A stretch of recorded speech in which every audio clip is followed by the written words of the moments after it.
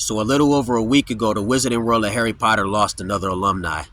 They lost Maggie Smith. Now, Maggie Smith was a very successful actress before Harry Potter, and I didn't realize how well established of an actress she was prior to Harry Potter. But obviously, I'm more familiar with her role in Harry Potter as Professor Minerva McGonagall, Transfiguration teacher at Hogwarts School of Witchcraft and Wizardry. And by far, Professor McGonagall was one of my very favorite characters. I said this in a tribute video to Robbie Coltrane, the guy that played Hagrid. Harry Potter is without a doubt my favorite book series of all time, and it's also my favorite movie franchise of all time. I watch it here and there to this day. Even if I don't watch them films in their entirety, I'll watch clips online, and they really just uplift my spirit. I absolutely love them. But in that tribute video to Robbie Coltrane, I talked about my favorite Hagrid moments, and in this video, I want to do the same with Professor Minerva McGonagall. And one thing about her that really stands out is she was the perfect blend of strict disciplinarian and motherliness. I absolutely love that about her. She balanced those energies gracefully. And one moment that stands out, I think it was in The Half-Blood Prince. She was talking to Harry in a room, and before they parted ways, she said, "Harry, by the way," or Potter, I think she always called him Potter. She said, "By the way, Dumbledore really cared about you." Now, you may be thinking, oh, what's the big deal? Why is that such a big deal? That's a huge deal because it showed her motherly side, her caring side. As serious and stern as she was, it was very important that she showed that side. And it was very important for Harry in particular, being a kid that came from a broken home. He wasn't shown love. And the Dursleys, his aunt and uncle and his cousin, they constantly showed that they could care less about him. So it was very important that he was at Hogwarts around people's professors and students, friends that showed, hey, we care about you. So that I really liked that moment. And another moment I really like, I think this one was in the Deathly Hallows. It was when the war's about to break out and everyone's panicking. Oh no, Lord Voldemort has returned! Oh, he's coming! Professor McGonagall, she casts a spell to protect the school. And these stone soldiers, these knights, they go and guard the entrance. And after she did that, she was like, "I always wanted to use that spell." And she was so happy when she said it. And she had a big smile on her face. And it was really cool to see because even in times of duress, she was able to show a happy side and be uplifted or show some sort of joy. It was cool to see. She was actually next to Molly Weasley at the time during that scene. But by far, my favorite scene from her out of all the movies is when she steps in front of Harry when Snape drew his wand on Harry. When Snape drew his wand, she immediately stepped in and drew her wand. And she started firing spells at Snape. I love that scene because it shows a protective side. She cared about Harry and she cared about all of the students. And that was really cool to see. The books, one thing I like about the books and the movies, they depict very strong and formidable women.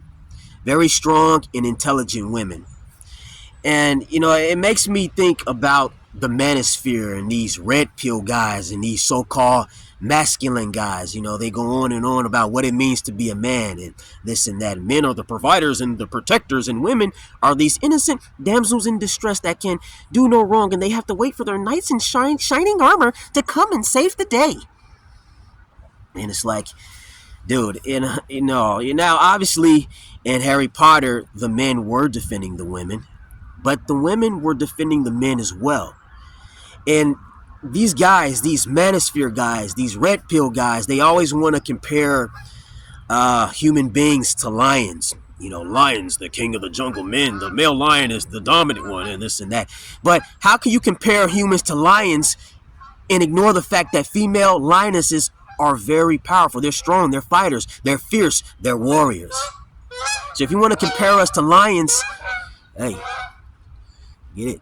If you want to compare us to lions, you got to compare us the way they should be. You got to talk about the female lionesses. They're protective. They protect the pride. They protect male lions. And while they may not be as big as male lions, yeah, they still can hurt a male lion. some one-on-one if the male lion isn't as strong, if he's a weaker male lion. And even then, if she's not capable of matching strength with them, female lions, they can jump on that male lion. And the same goes for human women. These guys, they try to make it seem like, human women are so incapable. I've seen human women hurt men. I've seen it. And nowadays, like I said, you don't have to match strength with someone in order to defend yourself against them or to hurt them. They got guns. A woman, she can shoot a guy.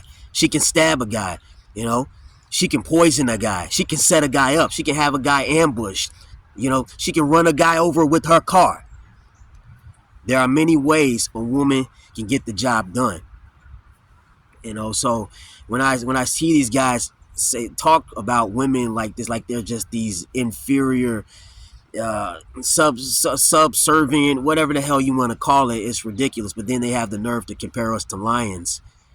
And I don't know how many people I speak for when I say this. By the way, you might see the backdrop of this video change a little bit. I'm trying to avoid the sun, so you might see the lighting and stuff of this video change and stuff. It really kills the aesthetic of the video when it does that, but I'm trying to keep the video looking a certain way. But yeah, like I was saying, I don't know how many people I speak for when I say this, but I can certainly speak for myself and say, if anything were to happen to me, my father is the last person you should watch out for. My mother, that's the one you better watch out for.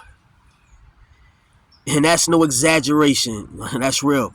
If anything really bad were to happen to me, somebody did me really dirty, and my mother found out about it, she's grabbing as many guns as she can get her hands on, as many explosives, as many knives, and she's shooting and throwing and stabbing until you kill her. And that's real, like straight up, that's real. She's going at, and she's going until she hits a wall, and you're gonna have to make her hit that wall. You're gonna have to kill her. Again, like, I don't know how many people I speak for when I say this, but to tie this back into the original point I was trying to make, it ties into that mother bear protectiveness, that lioness protectiveness, that motherly protectiveness. So when I hear all these, so-called alpha males, these masculine men, they want to compare us to lions and tigers and bears. Oh my! Well, if you're going to compare us to lions and tigers and bears, tell the full story. Hey, women, they're very capable. And you see this throughout all species. And as far as Harry Potter goes, that's what I really love about, well, that's one of the many things that I love about the story. Yeah, I don't know. I think I'm going to wrap this up. I don't want to go on a longer tangent about that. Uh-oh, we got a motorcycle coming. Come on, dude. Just when I want to wrap up, they always do this to me. These damn muggles. These filthy muggles and their motorcycles. Wingardium Leviosa. Serpent Saucia. Wingardium Leviosa. Avada Kedavra.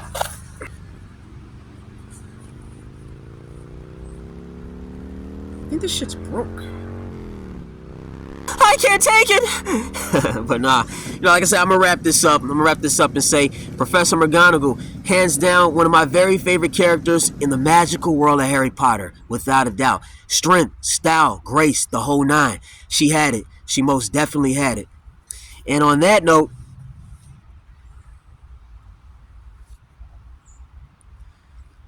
Maggie Smith, congratulations on a wonderful career.